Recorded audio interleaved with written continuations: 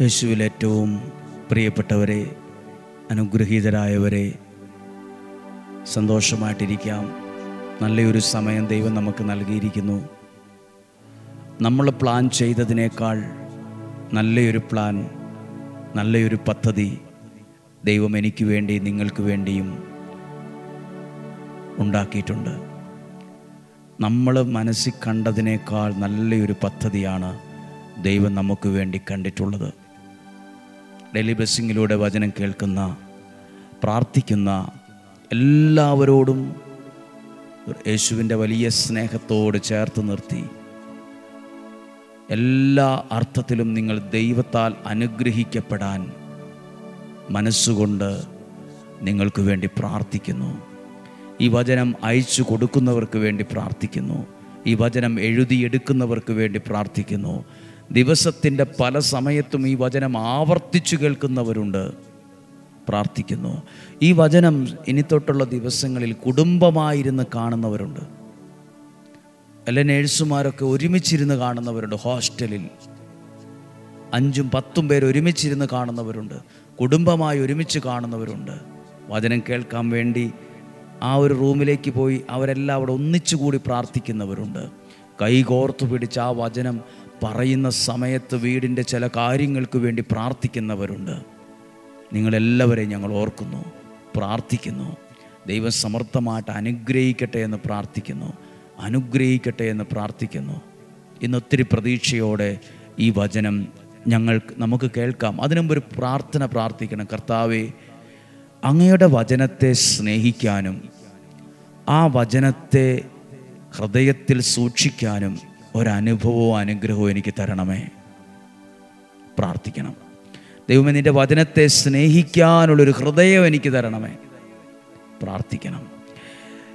കർത്താവേ, ഞങ്ങൾ പ്രാർത്ഥിക്കുമ്പോൾ ഓർക്കുന്നുണ്ട്, കർത്താവേ, അങ്ങയുടെ സാന്നിധ്യം ഞങ്ങളിൽ നിറയ്ക്കണമേ എന്ന്.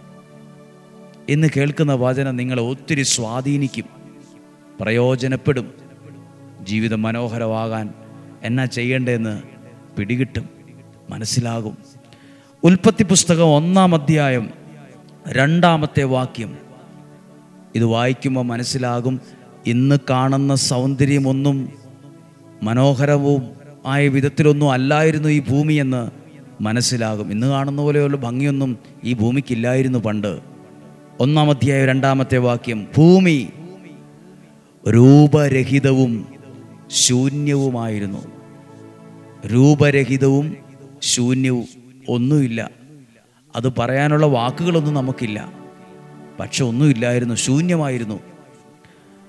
ആഴത്തിൻ്റെ മുകളിൽ അന്ധകാരം വ്യാപരിച്ചിരുന്നു. ഇതൊക്കെയായിരുന്നു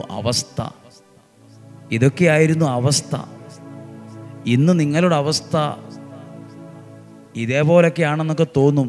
എല്ലാം കലങ്ങി മറിഞ്ഞ് കിടക്കുന്നു, എല്ലാം ഡിസോർഡറായി കിടക്കുന്നു, എല്ലാം താളം തെറ്റിപ്പോയി. എങ്ങനെ ഇതൊക്കെ നന്നാക്കാനാ? എങ്ങനെ ഇതൊക്കെ ശരിയാക്കാനാ? ഇതൊക്കെ ശരിയാകുമോ? ഇതൊക്കെ ഒന്ന് മാറി വരുമോ? ഇതൊക്കെ എങ്ങനെ ആരെക്കൊണ്ട് മാറ്റാൻ പറ്റും? ആര് പറഞ്ഞാൽ മാറും, ആര് പ്രാർത്ഥിച്ചാൽ മാറും, ഒന്നും അറിയാൻ പാടില്ലല്ലോ. ഇതായിരുന്നു ഭൂമിയുടെ അവസ്ഥ. ഇങ്ങനായിരുന്നു, രൂപരഹിതവും ശൂന്യവും ഇരുട്ടും. പല വിധത്തിൽ ഇരുട്ട് മൂടിക്കിടക്കുന്ന മനസ്സുകളുണ്ട്, ഇരുട്ട് മൂടിയ ജീവിതമുണ്ട്, ഇരുട്ട് മൂടിയ ഭാവിയുണ്ട്, അന്ധകാരം നിറഞ്ഞ പോലെ കിടക്കുന്ന സാഹചര്യങ്ങളുണ്ട്. രൂപരഹിതവും ശൂന്യവുമായിരുന്നു. രൂപരഹിതം, ഒന്നും ഓർഡറിലല്ല, അതാ രൂപം ഒന്നുമില്ല, എല്ലാം ഡിസോർഡർ. അതിൻ്റെ താഴെ ഒരു വാക്ക് എഴുതിയിട്ടുണ്ട്. ഇങ്ങനെയൊക്കെ ഉള്ളപ്പോഴും ദൈവത്തിൻ്റെ ചൈതന്യം വെള്ളത്തിൻ്റെ മീതെ ചലിച്ചുകൊണ്ടിരുന്നു. അതൊരു ഭയങ്കര വാക്കാണ്. നിങ്ങൾ പ്രാർത്ഥിക്കണം, കർത്താവേ, അങ്ങയുടെ വചനം, ആ വചനത്തിലെ ആത്മാവ് എൻ്റെ മേൽ, എൻ്റെ കുടുംബത്തിൻ്റെ മേൽ, ഈ തകർന്ന തരിപ്പണമായ എൻ്റെ ജീവിതത്തിൻ്റെ മേൽ ചലിക്കണമേ. ഈ താറുമാറായ എല്ലാം ബെല്ലും ബ്രേക്കും പോയ പോലെ പോകുന്ന എൻ്റെ ജീവിതം എങ്ങോട്ടാണെന്നറിയാതെ ഞാൻ ജീവിച്ചു പോകുന്നിടത്തോളം പോട്ടെ എന്നൊക്കെ എനിക്ക് തോന്നിയിട്ടുണ്ട്. മരിക്കുവാണ് മരിക്കട്ടെ, ജീവിക്കുവാണ് ജീവിക്കാം. എല്ലാം തകർന്ന സമയത്ത് നമ്മുടെ മനസ്സ് പറയുന്ന ചില പൊട്ടവർത്താനങ്ങളാണ്. ഇന്ന് പ്രാർത്ഥിക്കുക, എൻ്റെ ജീവിതത്തിൻ്റെ മേൽ, എൻ്റെ തലമുറയുടെ മേൽ, എൻ്റെ സമ്പത്തിൻ്റെ മേൽ, എൻ്റെ ആരോഗ്യത്തിൻ്റെ മേൽ അങ്ങയുടെ ചൈതന്യം ചലിച്ചുകൊണ്ടിരിക്കണമേ. ഇപ്പോൾ ഈ വചനം കേട്ട് പ്രാർത്ഥിക്കുന്ന സമയമൊക്കെ നിങ്ങൾ ഓർത്തേ, ദൈവത്തിൻ്റെ വചനത്തിൻ്റെ ആത്മാവ് നിങ്ങളിൽ ചലിച്ചുകൊണ്ടിരിക്കുക.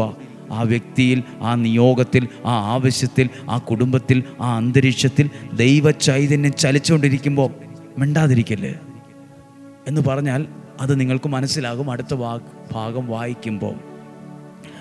3-ാമത്തെ വാക്യം, ദൈവം അരുളി ചെയ്തു. ദൈവം അരുളി ചെയ്തു എന്ന് പറഞ്ഞാൽ ദൈവം പറഞ്ഞു. എന്താ പറഞ്ഞു? നമ്മളാണ് പറയില്ലേ, എന്തോ ഒരു ഇരുട്ടായത്, എന്തൊരു വീടായത്, എന്തൊരവസ്ഥയായത്, എനിക്കറിയില്ല ഇതെന്നു മാറുമെന്ന്, ഇതെന്തൊരു കഷ്ടമാണ്, ഇത്രയും തകർന്നൊന്നും എനിക്കറിയില്ലായിരുന്നു, ഇത്രയും വലിയ ഇരുട്ടുണ്ടായിരുന്നു എനിക്കറിയില്ലായിരുന്നു, ഇത്രയും രൂപരഹിതമായി കിടക്കുവാന്ന് അറിയത്തില്ലായിരുന്നു, ഇത്രയും വലിയ ശൂന്യതയാണെന്ന് അറിയത്തില്ലായിരുന്നു, അറിയുവാണ് ഞാൻ വരികയില്ലായിരുന്നു, ഇങ്ങനെയൊക്കെ ഇതൊക്കെ അറിയുമായിരുന്നു ഞാൻ നിങ്ങളോട് അടുക്കില്ലായിരുന്നു. നമ്മളെല്ലാം പറഞ്ഞുകൊണ്ടിരിക്കുന്നത് വലിയ വലിയ വർത്തമാനങ്ങളാണ്.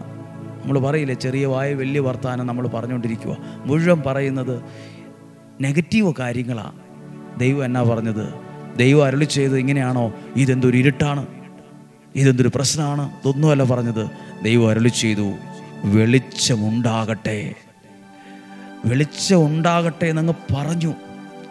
പറയണം. ദൈവവചനം കേട്ടുകൊണ്ടിരിക്കുന്ന നിങ്ങൾ പറ. ദൈവം പോലും പറഞ്ഞപ്പോഴാണ് ഉണ്ടായത്. പറയണം. മനസ്സിൽ വിചാരിച്ചുകൊണ്ടിരുന്നിട്ട് കാര്യമല്ല. ആ വീട്ടിൽ, ആ മുറിയിൽ കേൾക്കുന്ന വിധത്തിൽ അല്ല, അവനവനെങ്കിലും കേൾക്കുന്ന വിധത്തിൽ പറ. അനുഗ്രഹം ഉണ്ടാകട്ടെ, സമാധാനം ഉണ്ടാകട്ടെ, സ്വസ്ഥതയുണ്ടാകട്ടെ, ഹൃദയ ഐക്യം ഉണ്ടാകട്ടെ, നല്ല ഭാവി ഉണ്ടാകട്ടെ.